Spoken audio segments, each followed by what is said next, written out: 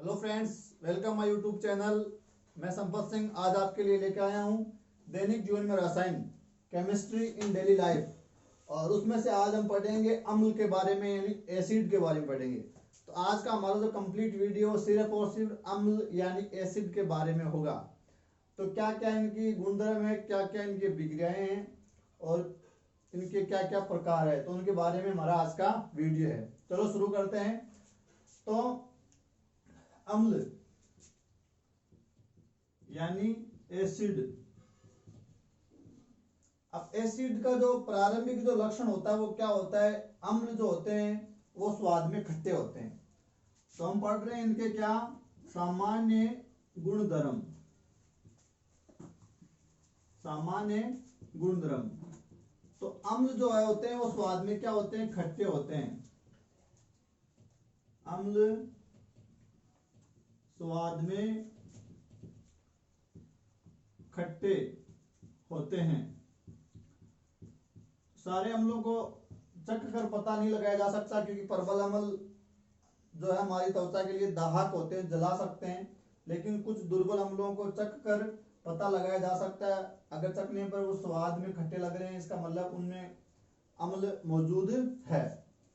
और प्रबल अम्लों को हम चख नहीं सकते, क्योंकि वो हमारी त्वचा को जला देंगे। दूसरी बात, अम्ल जो है उनको अंग्रेजी में क्या कहते हैं? तो अंग्रेजी में इसको क्या कह रहे हैं? हम एसिड कह रहे हैं, एसिड।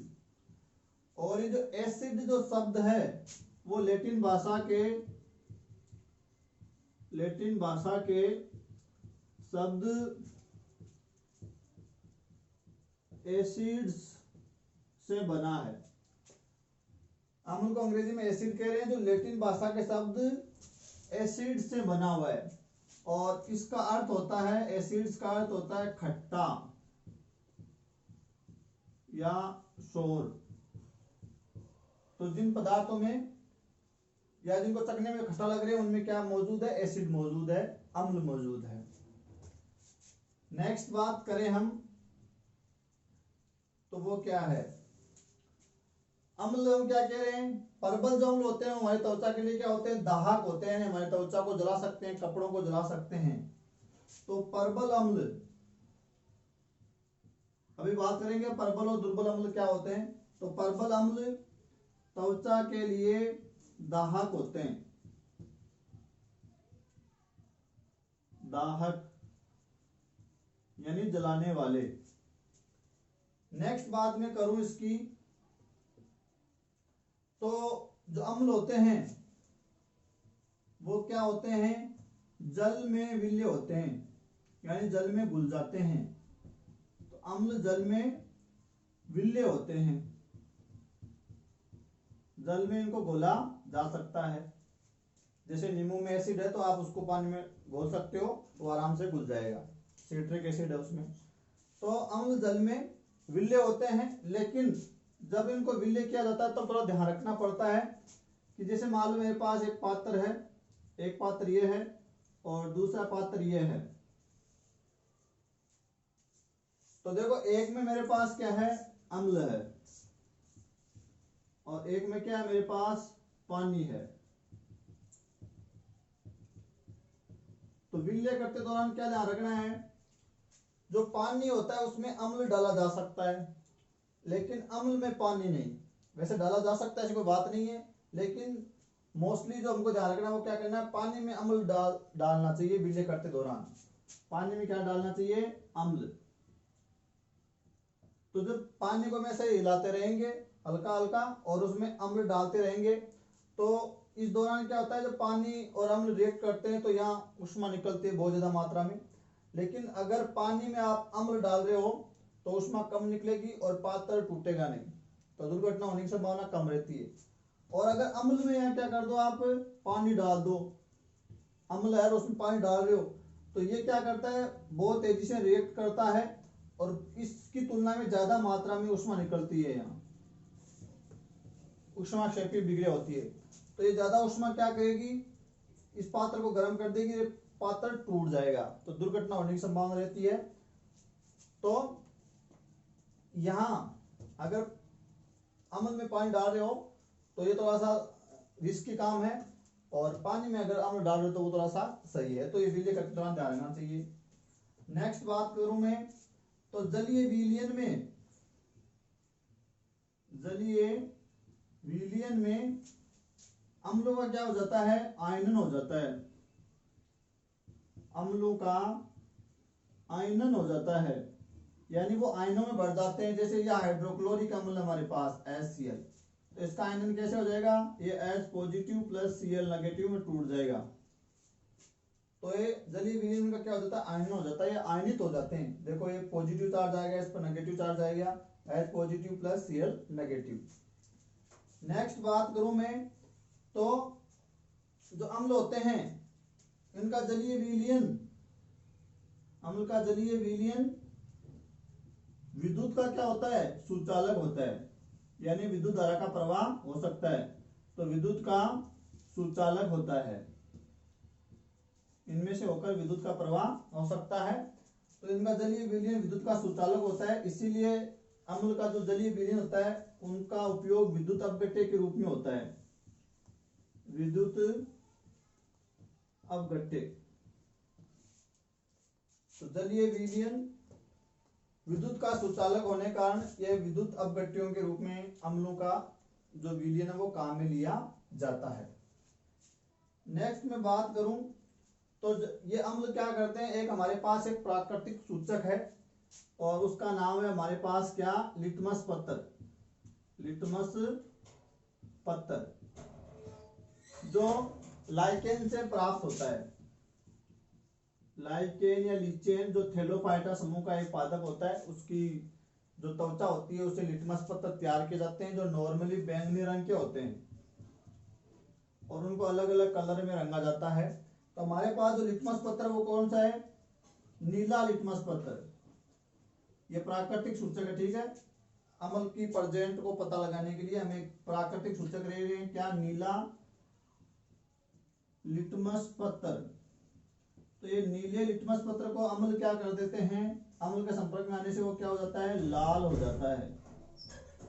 तो नीला लिटमस पत्र क्या हो जाता है, लाल हो जाता है। जैसे मान लो इसमें हमारे पास क्या अम्ल है और उस नीले लिटमस पत्र को मैं इसमें डुबाऊंगा तो इसका जो रंग है वो नीला से क्या हो जाएगा, लाल हो जाएगा। तो नीला से लाल होना लिटमस पत्र क्या दर्शाता है कि इस विलयन में क्या मौजूद है, अम्ल मौजूद है। चलो नेक्स्ट बात करेंगे,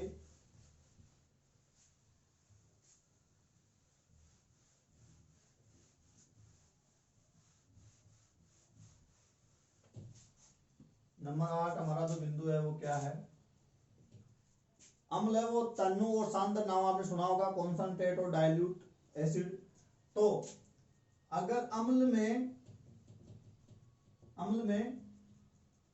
जल की मात्रा ज्यादा है, यानी अम्ल की तुलना में जल उसमें ज्यादा है, तो अम्ल में अगर जल की मात्रा ज्यादा है किसकी तुलना में, अम्ल की तुलना में, तो अम्ल कम है और जल ज्यादा है। तो अम्ल में जल की मात्रा ज्यादा है और अम्ल कम है, तो ऐसे अम्ल को हम क्या कहेंगे, तनु अम्ल कहेंगे, तनु अम्ल। दूसरी बात, अगर अम्ल में जल की मात्रा क्या है, कम है, किसकी अपेक्षा, अम्ल की तुलना में। अगर अम्ल ज्यादा है उसमें जल कम है, तो अम्ल की बजाय जल की तुलना में अगर अम्ल ज्यादा हो तो अम्ल में अगर जल की मात्रा कम यानी अम्ल की मात्रा उसमें ज्यादा है, तो ऐसे अम्ल को हम कहेंगे क्या, सांद्र अम्ल, कॉन्संट्रेट अम्ल। बात समझ में आ गई होगी।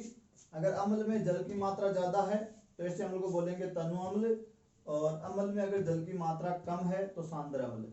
यहाँ अम्ल ज्यादा होगा और जल कम होगा, तो ऐसे अम्ल को बोल देंगे हम सांद्र अम्ल। और यहाँ अम्ल कम होगा और जल ज्यादा होगा, तो ऐसे अम्ल को बोल देंगे हम तनु अम्ल। नेक्स्ट क्या बात है, नेक्स्ट बात करें हम तो कुछ रासायनिक अभिक्रिया देख लेते हैं। तो अम्ल धातु के साथ अभिक्रिया करके, अम्ल किसके साथ अभिक्रिया करें, धातु के साथ अभिक्रिया करके क्या बनाते हैं, लवण प्लस H2 गैस। यानी अम्ल धातु से क्रिया करने के दौरान कौन सी गैस निकालते हैं, हाइड्रोजन गैस निकालते हैं। तो देखते हैं, ये हमारे पास कोई अम्ल है, सल्फ्यूरिक अम्ल ले लेते हैं H2SO4 सल्फ्यूरिक अम्ल, और एक धातु ले लेते हैं कौन सी, जिंक। और यह अभिक्रिया होती है तो यहां से SO4 इस जिंक के साथ अटैच हो जाता है और क्या बन जाता है, लवण बनता है ZnSO4, जिंक सल्फेट बनता है, जिंक सल्फेट। और वो क्या है, एक लवण है। पीछे क्या बच गया, इधर देखो ये बच गई कौन सी गैस, H2 गैस बच गई। तो जब अम्ल किसी धातु से क्रिया करता है तो कौन सी गैस निकलती है, हाइड्रोजन गैस निकलती है। नेक्स्ट बिंदु की मैं बात करूं तो धातु ऑक्साइड, धातु का ऑक्साइड, धातु का ऑक्साइड का मतलब है धातु के साथ अगर ऑक्सीजन जुड़ी है तो धातु का ऑक्साइड। तो धातु का ऑक्साइड की अम्ल के साथ अभिक्रिया, अगर धातु का ऑक्साइड अम्ल के साथ अभिक्रिया करता है तो क्या होता है, ये देखना है हमको। तो देखो धातु ऑक्साइड, जैसे कॉपर है मेरे पास, तो कॉपर क्या हो गई, धातु हो गई, ऑक्साइड का मतलब उसमें क्या जुड़ी हुई है, ऑक्सीजन, तो कॉपर ऑक्साइड। इसकी अभिक्रिया करा दूं मैं किससे, किसी अम्ल से, तो क्या होगा। तो जैसे मैं यहाँ ले लेता हूं हाइड्रोक्लोरिक अम्ल, और ये यहाँ रिएक्ट होता है, क्या बनता है, कॉपर का क्लोराइड बनता है। ये यहां से Cu और यहां से Cl, तो क्या निकल गया, copper chloride, CuCl2, copper chloride. और साथ में यहां से क्या निकलता है, जल निकलता है H2O। अभी हमारी विक्रिया बैलेंस नहीं है, देखो यहाँ कॉपर 1 है तो यहाँ भी कॉपर 1 है, यहाँ क्लोराइड 1 है लेकिन यहाँ कितने हैं, 2 है। तो बैलेंस करने के लिए मुझे यहाँ 2 लगाने पड़ेंगे। तो देखो इधर भी क्लोरीन कितनी होगी, 2, और इधर भी कितनी होगी, 2। कॉपर 1 है, इधर भी 1 है, हाइड्रोजन कितने इधर, 2 है, तो देखो ये 2 हो गए, और ऑक्सीजन 1 है तो 1 हो गई। तो धातु का ऑक्साइड अगर अम्ल के साथ अभिक्रिया करता है तो ये धातु ऑक्साइड कॉपर ऑक्साइड, और ये हाइड्रोक्लोरिक अम्ल, तो यहाँ कॉपर क्लोराइड बना, और ये क्या एक लवण है, तो लवण प्लस क्या बनता है, जल बनता है। चलो नेक्स्ट बात करते हैं।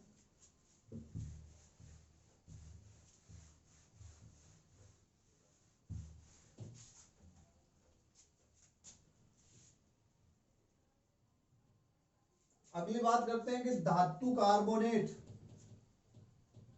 धातु कार्बोनेट तथा बाइकार्बोनेट अम्ल के साथ कैसे अभिक्रिया करते हैं, अम्ल के साथ अभिक्रिया। तो अगर धातु कार्बोनेट और बाइकार्बोनेट अगर अम्ल के साथ अभिक्रिया करते हैं तो क्या होता है, क्या निकलता है, क्या बनता है। तो देखते हैं, धातु कार्बोनेट, यानी यहाँ कोई धातु लेना है, उसमें कार्बोनेट जोड़ना है, CO3 जोड़ना है। तो यहाँ मैं ले रहा हूँ दोहरे का सोडा, यानी Na2CO3, धातु कार्बोनेट, यहाँ सोडियम धातु है और CO3 क्या हो गया, कार्बोनेट, तो यह हो गया धातु कार्बोनेट। अब इसके साथ में किसकी अभिक्रिया लगाऊंगा, अम्ल के साथ। तो यहाँ अम्ल ले रहा हूं मैं हाइड्रोक्लोरिक अम्ल, और यहाँ रिएक्शन होगी तो क्या बनेगा, देखो यहाँ से Na और यहाँ से Cl, ये दोनों विक्रिया करा के क्या बना लेंगे, नमक बना लेंगे NaCl, सोडियम क्लोराइड। तो ये लवण बन गया। पीछे क्या बच गई, पीछे देखो यहाँ हाइड्रोजन है और यहाँ ऑक्सीजन है और यहाँ कार्बन है। तो एक तो यहाँ से निकल जाएगी CO2 गैस और एक निकल जाएगा जल। तो लवण प्लस जल plus carbon dioxide gas.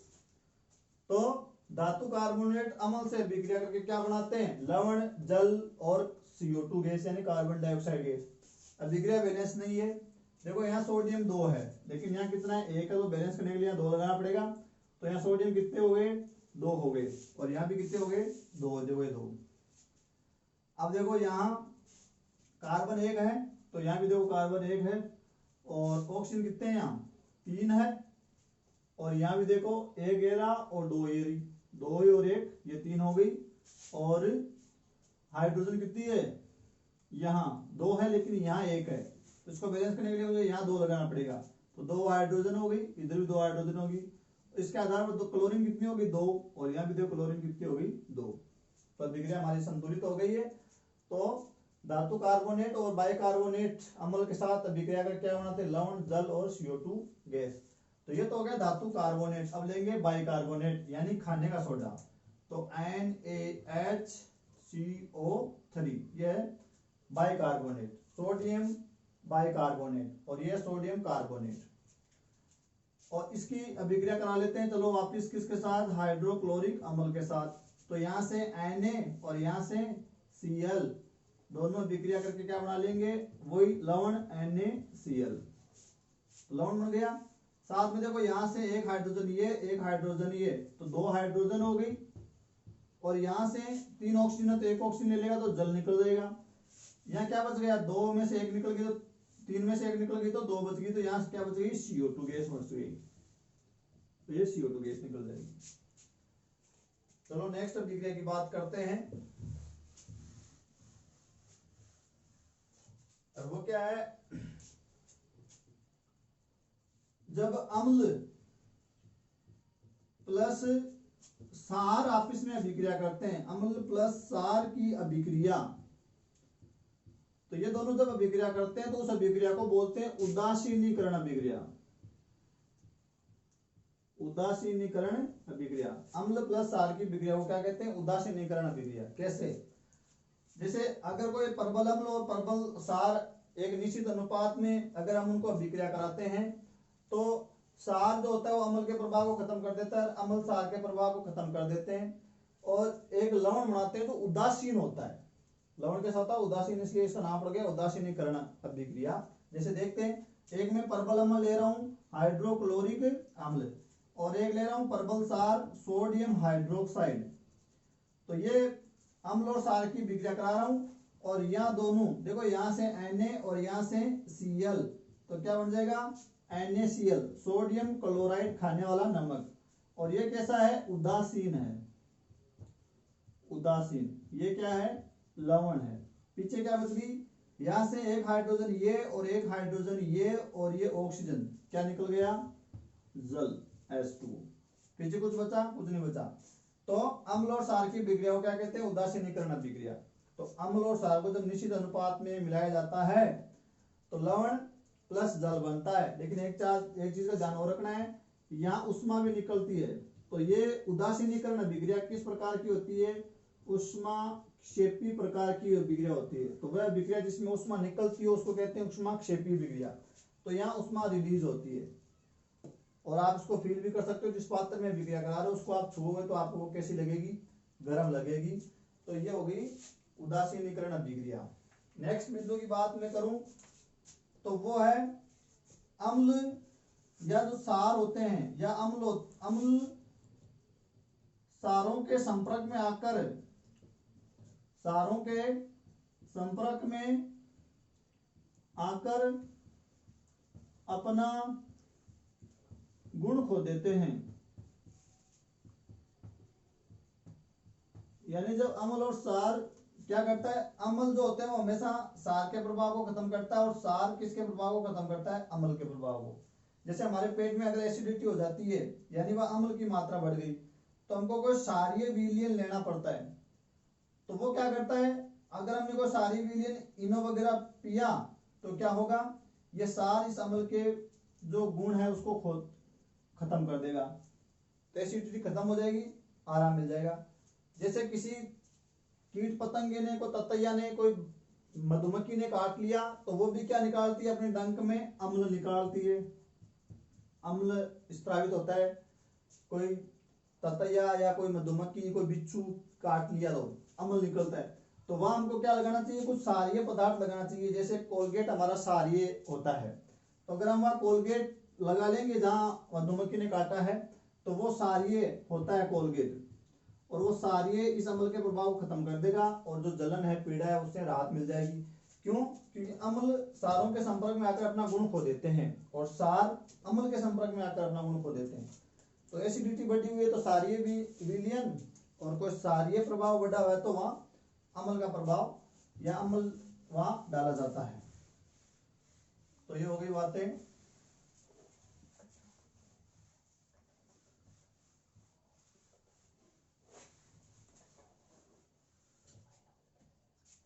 Next बात करें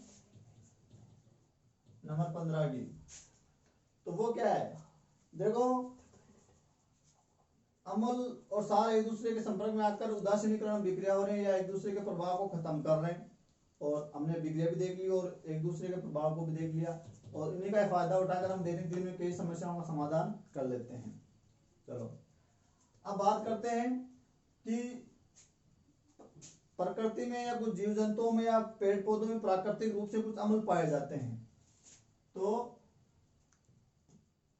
जीव जंतु व पेड़ पौधों में पाए जाने वाले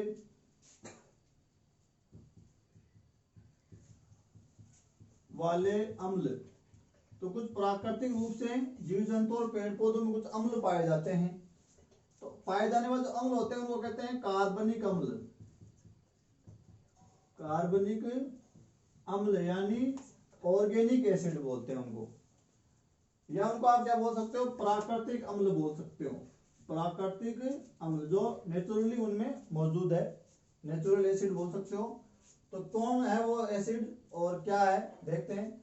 तो हम ले रहे हैं स्रोत, तो स्रोत में कोई पेड़ पौधा है, जीव जंतु होंगे, और यहां निकलेगा क्या? कार्बनिक अम्ल या प्राकृतिक अम्ल।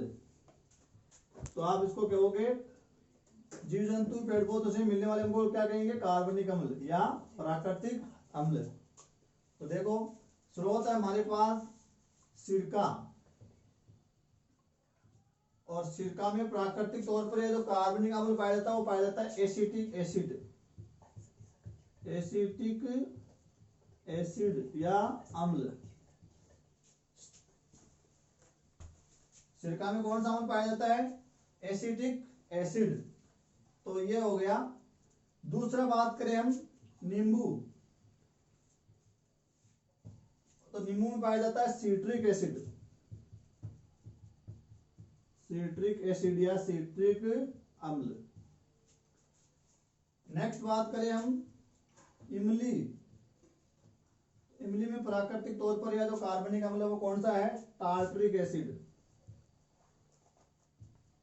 टार्ट्रिक एसिड या टार्ट्रिक अम्ल, टाइट्रिक या टार्ट्रिक अम्ल।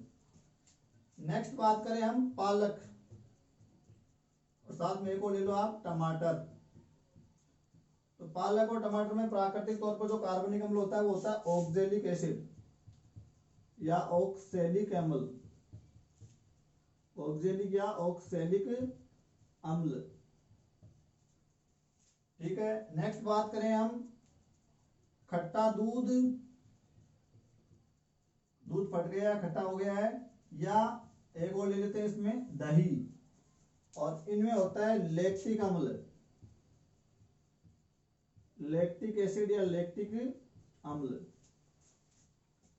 नेक्स्ट की बात मैं करूं तो जठर रस, और जठर रस होता है हमारे पेट में जो भोजन को पाचन करने में मदद करता है। तो जठर रस में होता है हाइड्रोक्लोरिक अम्ल, हाइड्रोक्लोरिक अम्ल। अब देखो ये अम्ल किसी जंतु में या पेड़ पौधे में हमको मिल रहे हैं, उनके फलों में या उनके कोई भी भाग में। नेक्स्ट अम्ल की मैं बात करूं तो वो होता है, जैसे मान लो हम अभी बात कर रहे थे कि जैसे मधुमक्खी है या बिच्छू है, इनके डंक में, कोई मकोड़ा है, चींटी है, चींटी, लाल चींटियां, इनके डंक में कौन सा अम्ल होता है प्राकृतिक तौर पर? वो होता है मेथेनोइक अम्ल, मेथेनोइक अम्ल। और इसको एक नाम और दिया गया है फॉर्मिक अम्ल। इनके डंक में कौन सा अम्ल होता है? फॉर्मिक अम्ल या मेथेनोइक अम्ल। चलो नेक्स्ट बात करते हैं।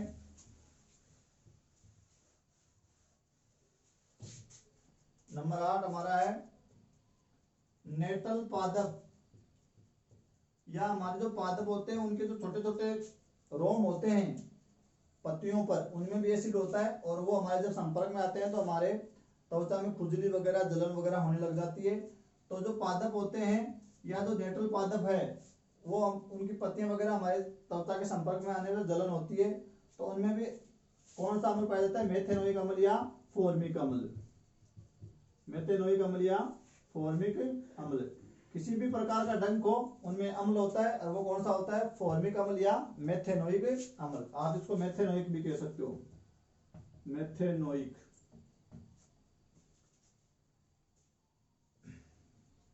नंबर 9 है हमारा संतरा, अमरूद और आंवला। इन सब में होता है कौन सा अम्ल? इनमें होता है हमारा एस्कोर्बिक अम्ल, एस्कोर्बिक अम्ल।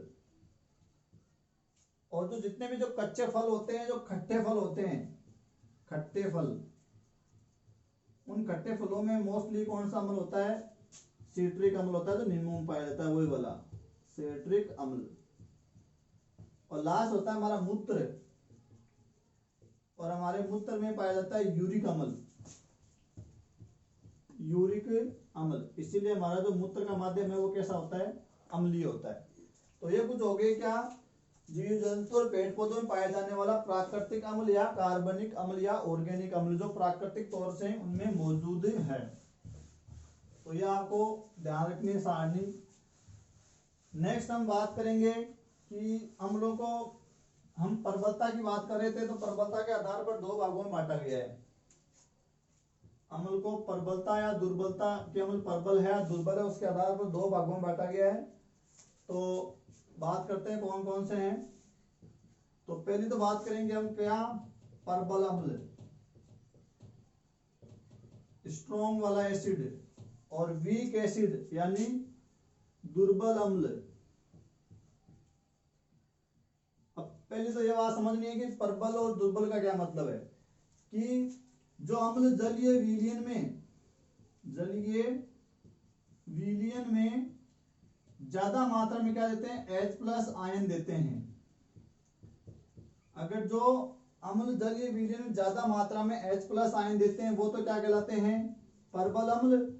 और जो जलीय विलयन में कम मात्रा में, यानी H+ आयन बहुत ही कम देते हैं, उनको कहते हैं हम दुर्बल अम्ल। या तो ऐसे समझ लो या ऐसे कर लो कि जब अम्ल को किसी भी जलीय विलयन में घोला जाता है, जलीय विलयन में जो अम्ल अगर पूरी तरह से वियोजित हो जाता है, जब अम्ल जलीय विलयन में पूरी तरह से वियोजित हो जाता है, अवियोजित मात्रा में कुछ भी नहीं रहता है, तो ऐसे अम्लों को तो क्या कहते हैं? प्रबल अम्ल। तो समझ में आ गया होगा। वे अम्ल जो जलीय विलयन में ज्यादा मात्रा में H+ आयन देते हैं, या जो जलीय विलयन में पूरी तरह से वियोजित हो जाते हैं, अवियोजित मात्रा में कुछ भी नहीं रहता है, उनको तो कहते हैं स्ट्रॉन्ग एसिड यानी प्रबल अम्ल।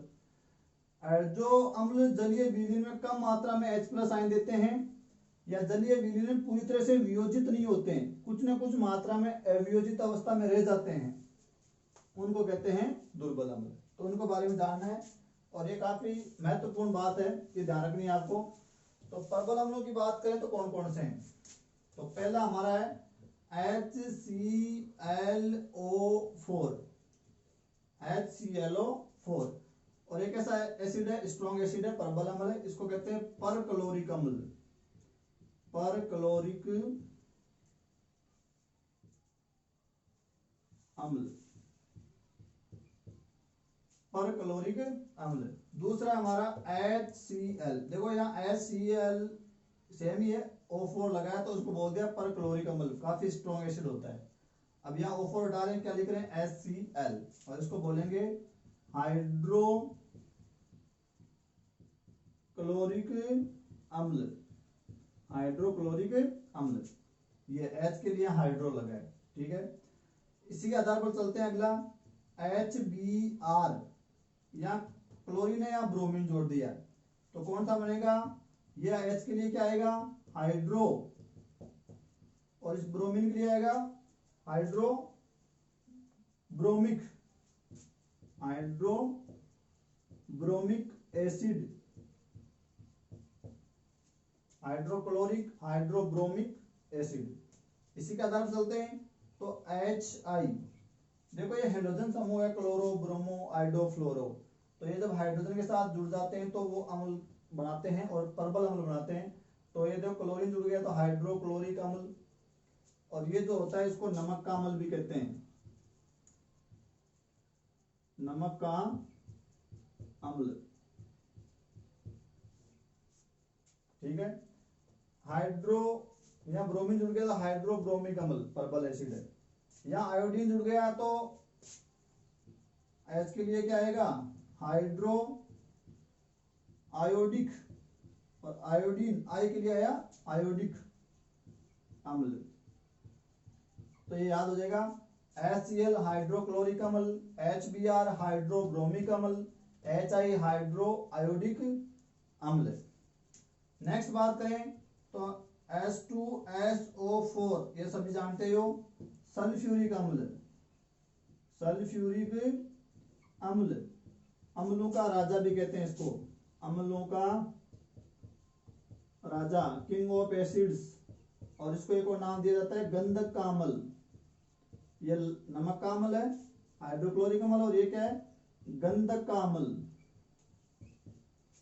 नेक्स्ट है हमारा नाइट्रिक अम्ल, HNO3, ये कौन सा है, नाइट्रिक अम्ल, और ये भी प्रबल अम्ल है, और इसको कहते हैं सोरे का अम्ल, सोरे का अम्ल। तो ये भी ध्यान रखना आपको, गंधक का अम्ल, सल्फ्यूरिक अम्ल, नमक का अम्ल, हाइड्रोक्लोरिक अम्ल, और सोरे का अम्ल नाइट्रिक एसिड। तो ये हो गए हमारे कौन से अम्ल, प्रबल अम्ल। परक्लोरिक अम्ल, हाइड्रोक्लोरिक अम्ल, आयोडिक, हाइड्रो आयोडिक, हाइड्रोब्रोमिक, और ये अम्लों का राजा, king of acid, sulphuric acid. अब बात करेंगे किसकी, दुर्बल अम्लों की। तो दुर्बल अम्लों में कौन सा है, एसिटिक एसिड यानी CH3COOH, ये कौन सा एसिड है, एसिटिक एसिड, यानी ये दुर्बल अम्ल है, एसिटिक एसिड। दूसरा H2CO3, इसको बोलते हैं कार्बोनिक अम्ल, कार्बोनिक अम्ल। तीसरा HCN, हाइड्रोजन साइनाइड या हाइड्रोसाइनिक अम्ल, हाइड्रोजन साइनाइड या हाइड्रोसाइनिक अम्ल दुर्बल अम्ल है। चौथा है H2S, hydrogen sulphide, hydrogen sulphide. Next की बात करूं तो इसके आधार पर HNO3 नाइट्रिक, और यहाँ अगर ऑक्सीजन 2 हो जाएगी तो नाइट्रस हो जाएगा, तो HNO2, और इसको बोलेंगे नाइट्रस अम्ल। HNO2 तो नाइट्रस, HNO3 तो नाइट्रिक। ये इक पड़ते लगा हुआ है, अस पड़ते लगा हुआ है। जब कम हो जाती है ये संख्या तो अस, और ज्यादा होती है तो इक पड़ते लगता है।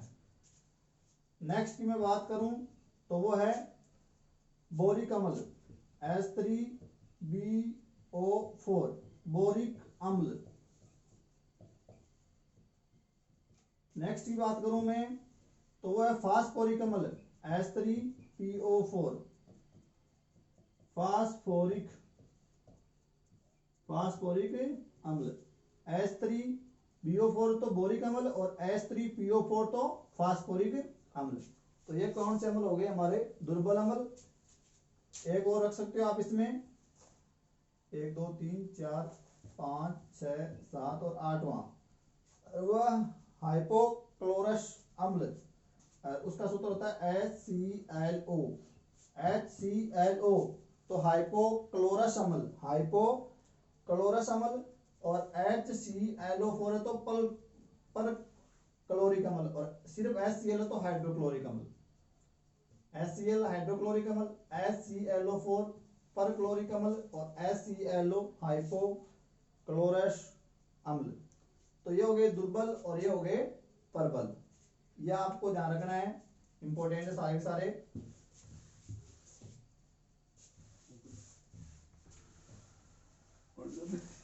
एक दो बात मैं आपको बता देता हूं, और वो है अगर हम पीएच स्केल पर देखेंगे तो अम्लों का पीएच हमको कितना मिलेगा। तो अम्ल जो होते हैं उनका पीएच हमको मिलेगा 0 से लेकर 6.9 यानी 7 से कम, 7 से कम। तो 0 से लेकर 6.9 तक यानी 7 से कम मिलेगा इनका पीएच मान। दूसरी बात, इनकी जो प्रकृति होती है वो संघसारक होती है, संघसारक प्रकृति होती है यानी जंग लगाने लायक होती है और लोहे वगैरह को गला सकती है अम्ल वगैरह के संपर्क में आने से। और एक बात और बता दूं, एक हमारे पास एक प्राकृतिक सूचक है, प्राकृतिक सूचक, और वो कौन सा है, गुड़हल की पंखुड़ियां, गुड़हल की पंखुड़ियां। और गुड़हल की जो पंखुड़ियां होती है उनका रंग होता है पीला। तो उनसे हम एक विलयन तैयार करेंगे, इन पंखुड़ियों को पानी में डाल के, पानी गर्म करके, तो हमको एक पीला रंग का एक जो है वो लिक्विड मिलेगा, जो जलीय विलयन मिलेगा।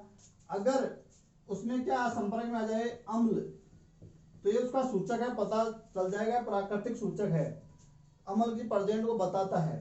तो ये पीला रंग है जो कैसा हो जाएगा, ये हो जाएगा गहरा गुलाबी, मैजेंटा रंग हो जाएगा इसका, गहरा गुलाबी या मैजेंटा, गहरा गुलाबी मैजेंटा रंग कर देता है।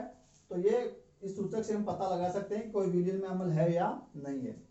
और एक हमारे पास संश्लेषित सूचक है, संश्लेषित सूचक यानी जो प्रयोगशाला में बना हुआ है, हमने बनाया है, और उसका नाम है मेथिल ऑरेंज, मेथिल ऑरेंज।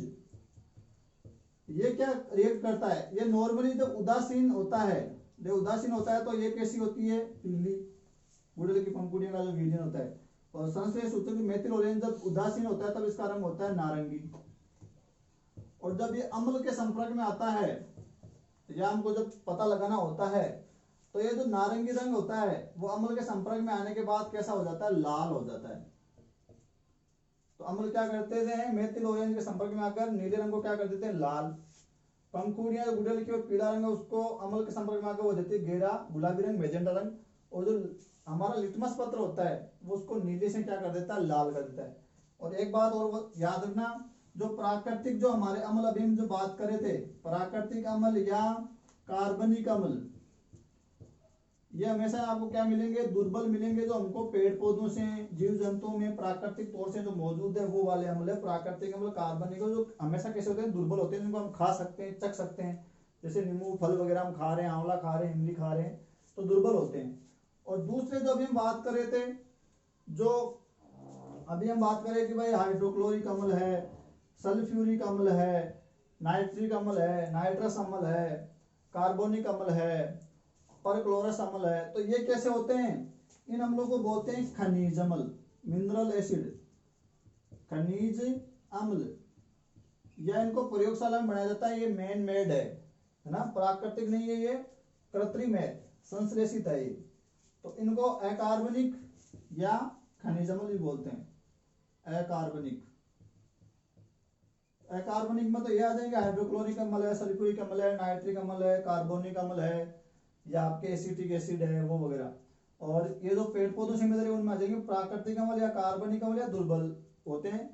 और ये हमको परबल या दुर्बल दोनों मिल सकते हैं, जिनको मिनरल एसिड या खनिज अम्ल या कार्बनिक अम्ल या मैन मेड या संश्लेषित अम्ल कहते हैं।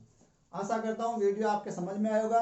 कोई डाउट है तो आप हमको कमेंट्स करके पूछ सकते हैं। और वीडियो देखने के लिए धन्यवाद, मिलते हैं नेक्स्ट वीडियो में।